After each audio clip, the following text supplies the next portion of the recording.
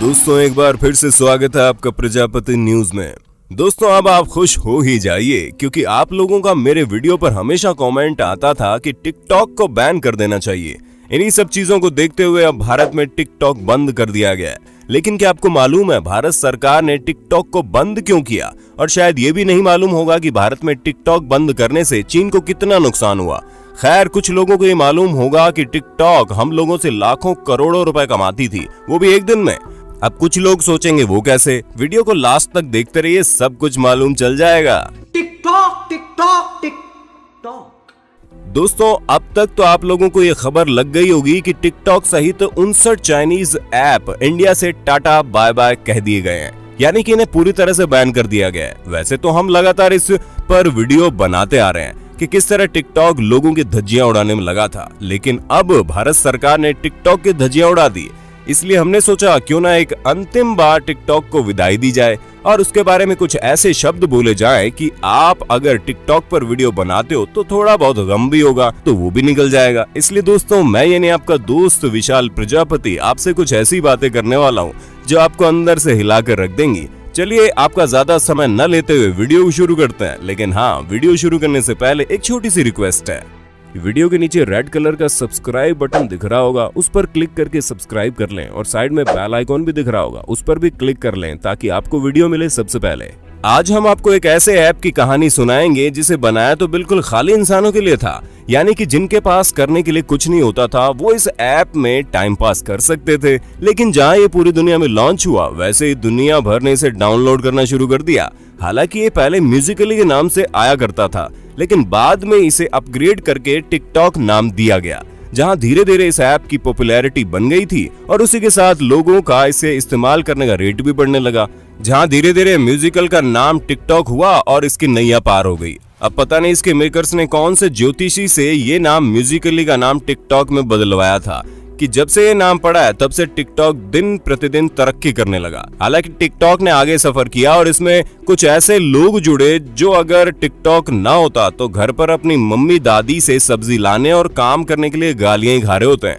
ये लोग उस पर अलग अलग प्रकार के आर्टिफिशियल इंटेलिजेंस का इस्तेमाल करके यूज करके एक हीरो हीरोइन की तरह अपने आप को संवार कर वीडियो बनाने लगते।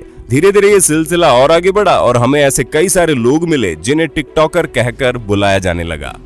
पर हद तो तब हो गई जनाब जब लोग यहाँ पर किसी भी धर्म जाति का विरोध करने पर उतर आए। उसके साथ ही इस ऐप में वल्गैरिटी भी कूट कूट कर भर गई, जिसकी वजह से अभी कुछ ही समय पहले इस ऐप को बैन किया गया था, लेकिन कुछ दिनों बाद वापस से इसे रिलीज कर दिया गया। और जब से ये बैन होकर मार्केट में आया है तब से इसने और ज्यादा ग्रो किया है, जिसका नतीजा हम टिकटॉक पर मौजूद लोगों की फैन फॉलोइंग में देख सकते हैं। चलिए ये तो हो गई अच्छी अच्छी बातें, अब जरा पर्दे के पीछे का हाल भी आपको बता दें, क्योंकि जहां लोग इस पर वीडियो बनाकर पॉपुलैरिटी हासिल कर रहे थे, हमने टिकटॉक की शुरुआत से लेकर अंत की कहानी आपको सुना दी। लेकिन अब बात यहाँ पर यह आती है कि भारत सरकार ने टिकटॉक को बैन क्यों किया। तो सबसे पहले हम आपको बता दें सिर्फ टिकटॉक ही बैन नहीं है बल्कि 59 चाइनीज ऐप, जिसकी सबसे पहली वजह तो यह है कि चाइना में किसी भी देश के कोई ऐप नहीं चलाए जाते, लेकिन चाइनीज लोग चोरी चुपके वीपीएन का इस्तेमाल करके भारतीय ऐप इस्तेमाल करते हैं। चाइनीज सिवाय अपने ऐप के किसी भी दूसरे ऐप को छूते तक नहीं है और ना ही वहाँ के लोग ऐसा करते हैं, क्योंकि चाइना बहुत अच्छे से जानता है कि किस तरह मोबाइल ऐप के जरिए पूरा डेटा चोरी हो जाता है। और जानेंगे भी क्यों नहीं, असली माफिया तो यही है ना। लेकिन हम कई सालों से कई सारे चाइनीज ऐप इस्तेमाल कर रहे हैं, जिसमें TikTok, UC browser, share it, UC news, news dog, cam scanner सहित कई सारे ऐप मौजूद हैं और इन सभी के जरिए चाइना हमारा डेटा चोरी करता है, जिसे 1 रुपए प्रति व्यक्ति से भी कम में बेच देता है। और अगर आपने हमारी लास्ट वीडियो डार्क वेब के बारे में देखा होगा तो आपको ये पता चला होगा कि किस तरह हमारा डेटा चोरी होता है और डार्क वेब पर बिकता है। डेटा तो हम एक बार फिर भी नजरअंदाज करते हैं, लेकिन सबसे बड़ी दिक्कत यह है कि चाइना लगातार बॉर्डर पर वार किए जा रहा है। ऐसे में चाइना के लोगों को ये बहुत अच्छे से पता है कि हम जितने भी नॉर्मल इंसान हैं उन्होंने किसी न किसी चाइनीज ऐप को तो इंस्टॉल किया ही होगा और उसी ऐप के जरिए चाइना आपके पूरे सर्विस हाउस को ट्रेस कर सकता है। इन सभी चीजों के साथ साथ बॉर्डर पर हो रहे विवादों को देखते हुए भारत सरकार ने चाइना को बहुत बड़ा झटका देने की सोची, क्योंकि टिकटॉक नामक ऐप सबसे ज्यादा भारत में इस्तेमाल होती है, इसलिए भारत से चाइना को काफी ज्यादा मुनाफा होता है।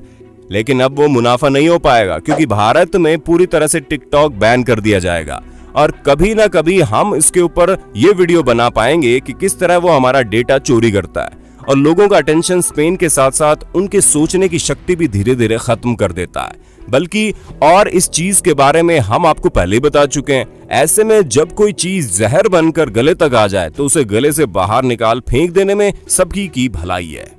और चाइना तो आस्तीन का सांप है, कब हमला कर दे किसी को नहीं पता। लेकिन हाँ, ये बात तो तय है कि शेयरइट से लेकर टिकटॉक तक जितने भी चाइनीज ऐप थे, उसको बैन होने से टिकटॉक चलाने वाले लोगों को काफी झटका लगा है।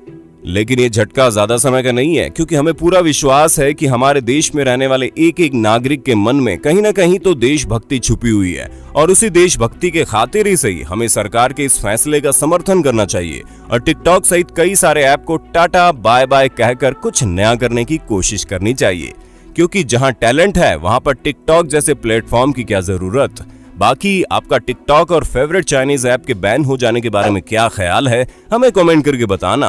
और ऐसे इंटरेस्टिंग वीडियो लगातार देखने के लिए हमारे चैनल को लाइक शेयर सब्सक्राइब करना ना भूलें। हाँ, हम फिर मिलते हैं नई वीडियो के साथ, तब तक जय हिंद जय भारत। दोस्तों, आपकी स्क्रीन पे 2 और वीडियोस दिख रही हैं, जिसे देखने के लिए आप इस स्क्रीन पर क्लिक करें। दोनों देखिएगा, बहुत अच्छी वीडियो बनी है।